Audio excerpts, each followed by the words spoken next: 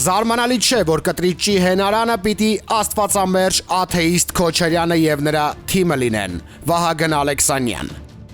Ազգային ժողովի քաղաքացիական պայմանագիր խմբակցության падգամավոր Վահագն Ալեքսանյանը Facebook-յան իր էջում գրառում է կատարել, անդրադառնալով ընդդիմության կողմից մայրաթոռում հավաքվելու կոչերին։ Աստվածամերժ աթեիստ Ռոբերտ Քոչարյանի քաղաքական թիմը այսօր փորձ է անելու միջամտել հայ առաքելական եկեղեցու ներքին գործերին։ Զարմանալի չէ, որ կտրիճի հենարանը պիտի աստվածամերժն ու նրա թիմը լինեն, բայց որքանով է հայ առաքելական եկեղեցու հավատավոր հետևորդների համար ընդունելի, որ աստվածամերժը խառնվի հայ առաքելական եկեղեցու ներքին գործերին, գրել է Ալեքսանյանը։ Հիշեցնենք, որ վարչապետ Նիկոլ Փաշինյանի հետ որոշ ժամանակ առաջ հանդիպած հայաստանյաց առաքելական Սուրբ եկեղեցու մի խումբ եպիսկոպոսներ հանդես են եկել նոր հայտարարությամբ, որում մասնավորապես ի թիվս այլ ասելիքի նշված էր հետևյալը. «Սիրելի հոգևոր եղբայրներ, հավատավոր ժողովուրդ հայոց, սույն թվականի դեկտեմբերի 18-ին ժամը 17:00-ին եկեք եւ միացեք մեզ համայն հայության հոգևոր կենտրոն